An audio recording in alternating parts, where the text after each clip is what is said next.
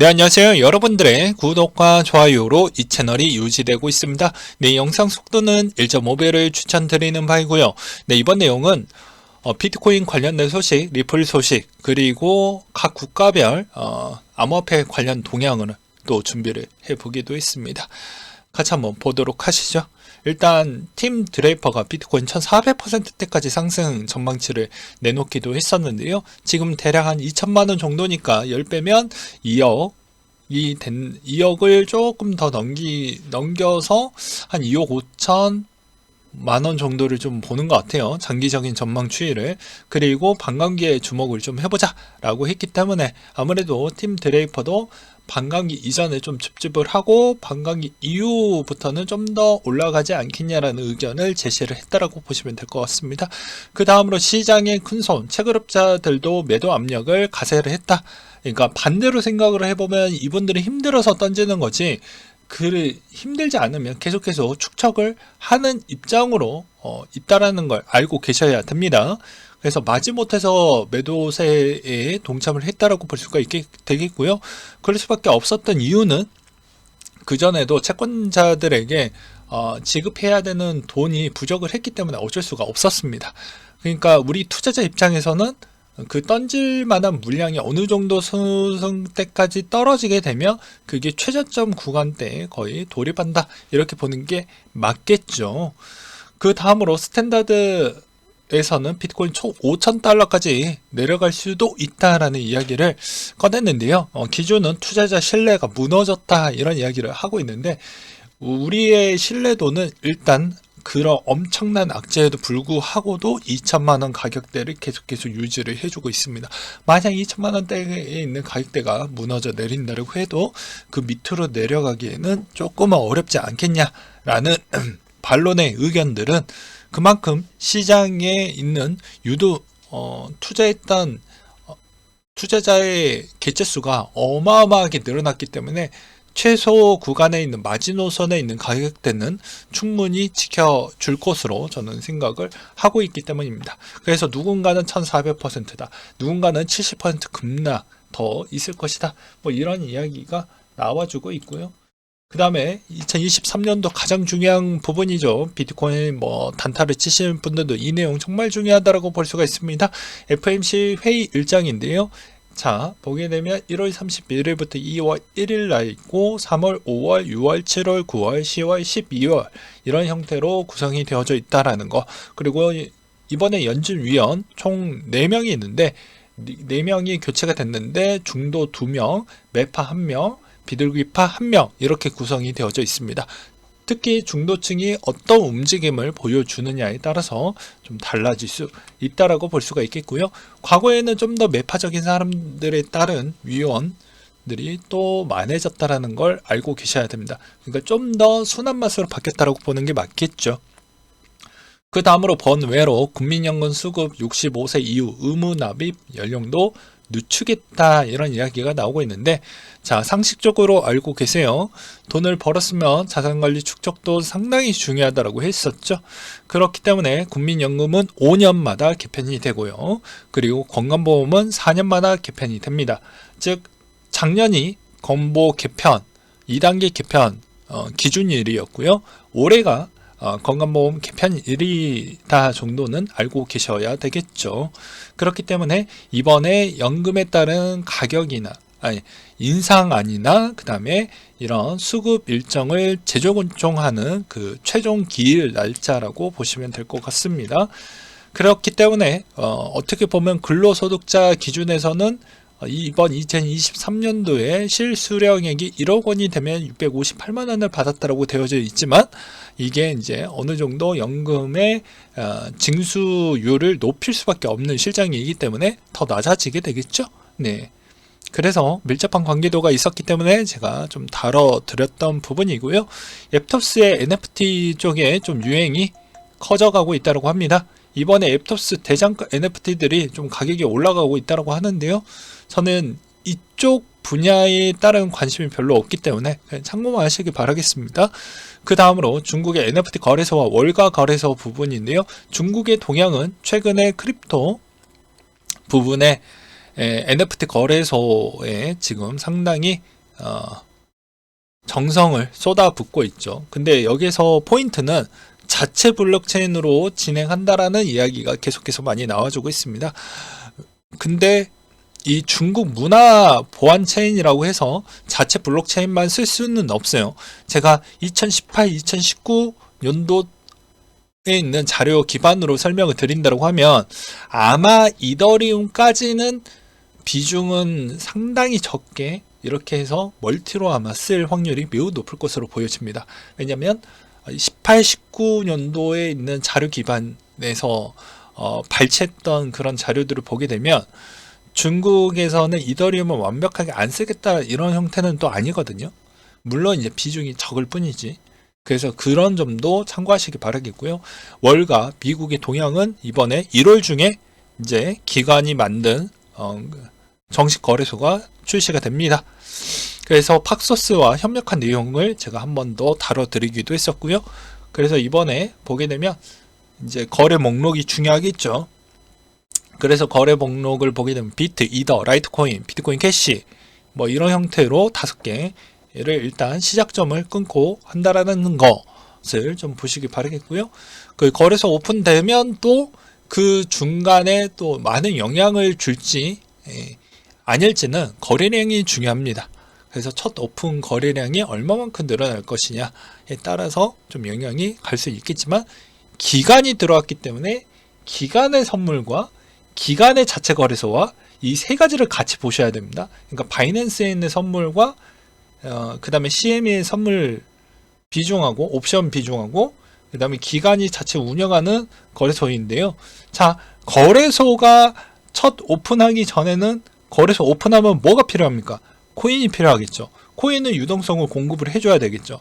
그럼 코인을 어디에서 사가지고 온다라는 이야기 아니겠습니까? 물론 그걸 빌려서 올 것인지 직접 사서 집어 넣어줄 것인지 이런 점을 보게 되면 단기적으로는 요 시점에서 오픈바 이전에는 취득을 해야 되기 때문에 그 취득한 그 시점으로는 일시적으로 반등은 나올 수도 있다 라고 설명을 할 수는 있겠죠. 이게 포인트라고 볼 수가 있습니다. 참고하시기 바라겠고요.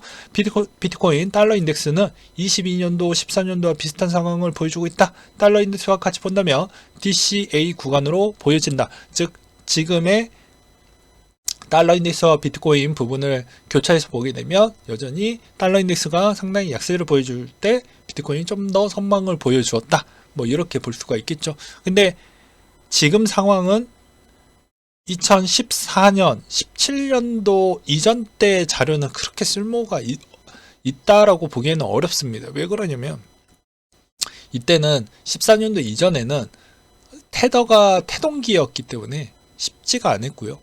지금은 테더가 갖고 있는 자산 비중하고 이런 것까지도 좀 교차를 하시면서 보실 필요성은 있을 것 같습니다. 그 다음으로 바이낸스 고팍스 인수 관련해서 아직 확정사항은 아니다.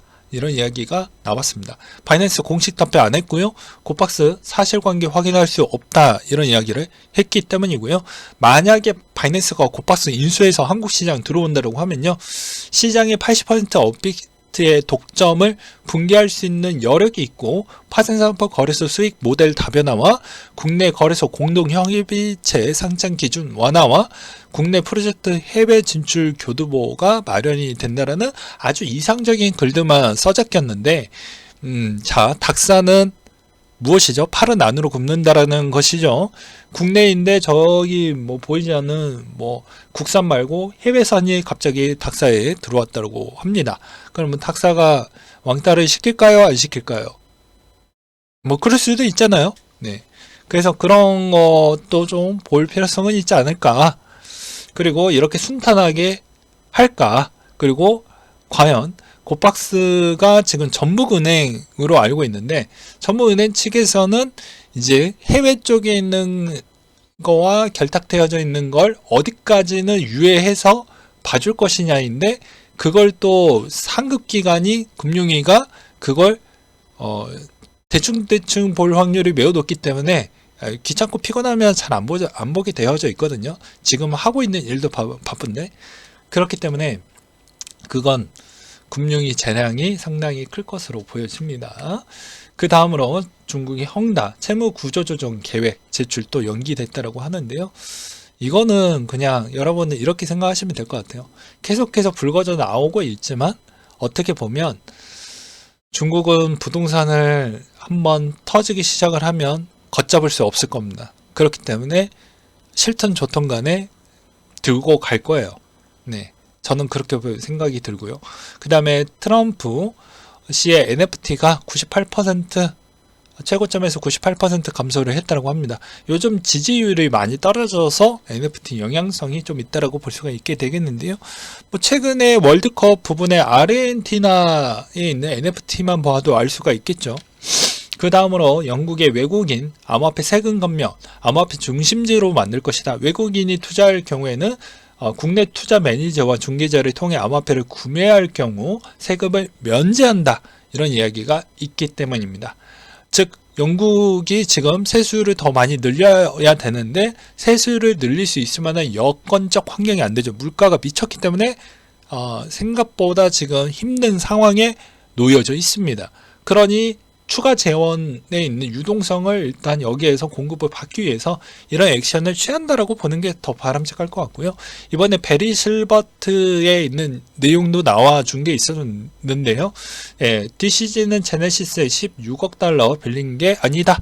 제네시스에 대한 이자 지불 한 번도 빠뜨린 적이 없다. 이번 대출 만기는 23년도 5월이다. 이런 이야기를 하고 있는데요. 이게 이제 우리의 신뢰도를 충족을 해줄 것인지 아닐 것인지의 결론은 23년 5월달 되어보면 알겠죠. 물론 이제 잡음은 아마 4월 말부터 시작을 할 것으로 보여지고요. 마운트콕스 채권자 배상 방식 선택 정보 입력 기간 1월 10일까지 마감이라고 합니다. 그래서 1월 10일까지에 있는 마감일 기준으로 얼마나 대상자가 있는지, 신청한 대상자가 어느 정도가 되는지 딱 나오게 되고, 그 대상자로 인해서 이제 맞춤형으로 해주겠다라는 내용이 있죠. 그렇기 때문에 이것도 못해도 한 3월 이전까지는 거의 다 끝날 것으로 보여지기 때문에 이런 걸 좀 참고하시길 바라겠습니다. 그러니까 우리나라처럼 빨리 시스템이 안 된다는 걸 좀 알고 계셔야 돼요. 그래서 늦어져도 3월, 4월 정도로 보시면 될 것 같습니다. 그 다음으로 다수 전문가 올해 암호화폐 큰 하락에는 횡보가 더 가능성이 높다. 더 블록에 따르면 여러 가지 이야기가 나오는데 매크로 환경은 고위험 자산에 계속 하방 압력을 가할 것으로 보여지고 자금 수요 부족은 포기하는데 프로젝트 많을 것 같다. 재무 상태가 불량한 기업 인수 시도가 많을 것으로 보여지고 벤처 투자는 특히 상반기에 극적 둔화될 거고 암호화폐 가격은 중앙은행 통화정책 상관관계를 유지할 것이며 비트코인 이더 시가총액 격차는 계속 줄어들겠지만 올해 플리핑은 발생하지 않을 것이다. 주요 네이티브 이더리움 레이어2의 스케일링 솔루션이 전환될 것이며 그 다음으로 작년 중앙화 기업 몰락으로 바이낸스 중앙화된 기관의 규제를 강화할 것으로 보여진다. 텍스 성장은 지속될 것이며 웹 3.0의 소설 생태계 급성장할 거고 기존 브랜드 NFT 채택 가속화될 거고 오픈신 시장 점유율은 계속 줄면서 독점 지휘권이 박탈하고 또 새로운 애가 나오는 거 아니냐? 뭐 이런 이야기가 있었습니다. 홍콩의 개인 투자자 암호화폐 투자 허용 가능성이 높다고 하는데요. 최근에 홍콩, 중국과 미국 간에 있는 사이가 별로 안 좋아지면서 홍콩이 상당히 애매한 형태가 좀 생겼죠. 그리고 중국이 홍콩에 있는 지배 능력을 더욱더 강화를 시켰습니다. 그러다 보니까 홍콩에 따른 외국인의 투자에 있는 신뢰도도 깨짐으로써 싱가포르 쪽으로 많이 갔죠. 그래서 홍콩이 이 자금이 빠져나갔던 걸 어떻게 충족을 할 것이냐가 중요할 것 같은데 아무래도 암호화폐 쪽을 좀 더 선호 있게 좀 진행을 시키려고 하는 것 같습니다. 그래서 여기서도 최근 현지 다수 펀드의 중개업체 암호화폐 거래 라이센스에 대한 문의가 많아졌다. 현재 홍콩에서는 전문 투자자 103만 달러 수준의 유동 자산을 보유하고 있는 개인에게 암호화폐 직접 투자를 허용하고 있다. 이렇게 내용이 있었고요. 그 다음에 리플 소식으로는 첸 리플 미 변호사 SEC 미등록 소송에 리플과 합의하지 않을 것이다. 그런 내용은 갠슬러가 XRP의 증권이 아니라는 것에 공개적으로 동의하고 합의할 생각이 없는 것처럼 보여지기 때문에 나는 합의하지 않을 것이다. 이런 이야기를 하면서 상당히 장기간으로 또 끌려갈 것 같다라는 실망감이 오히려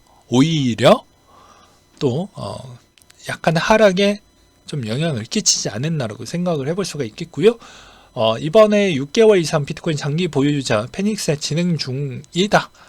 UTXO 취득 후 이체가 발생하지 않는 비트코인 가격대와 보유기간을 나타내는 지표 중에 하나인데요. 살펴보면 6개월에서 24개월 비트코인 보유 중인 장기 보유자들이 평당가는 34,000에서 52,000달러 구간에 위치를 한다라고 했고, 해당 주소들은 최근 6개월에서 24개월 보유 중인 비트코인 UTXO와 소모된 UTXO 손절매를 했거나 미선실 손실로 남아져 가능성이 높다라는 내용도 있었기 때문입니다. 그리고 최근에 비트코인을 보유하고 있는 50%는 지금 손실 구간이기 때문에 5대5가 깨졌죠. 그렇기 때문에 대부분 여러분들은 지금 사도 대부분 더욱더 유리한 고지점에 있는 건 사실이라고 보는 게 맞습니다. 마지막으로 테라 내용인데요. 루나 신영성 대표 부동산 급매각 이유는 이라고 되어져 있는데, 제가 간단하게 요약을 해 본다고 하면 부동산 이례적인 급매 매각 시도이다. 추징 피하기 위한 조치인 거 아니냐? 해외 도피 정황인 거 아니냐? 이런 이야기가 나오고 있는데, 요약은 이러합니다. 아무래도 법적인 절차 부분에 불리한 요건으로 되게 되면 자산이 다 묶일 수가 있기 때문에 대부분 현금을 성으로 좀 돌리려고 하는 측면이 좀 있었다. 이런 이야기가 있더라고요. 그래서 참고하시기 바라겠고, 아무래도 이번에 부동산에 따른 측면이 가격이 점차적으로 계속 내려가고 있기 때문에 그것도 일부 영향을 좀 끼치지 않느냐는 의견들이 또 있기도 했습니다. 네, 오늘은 여기까지 준비를 했고요. 이상으로 마치도록 하겠습니다.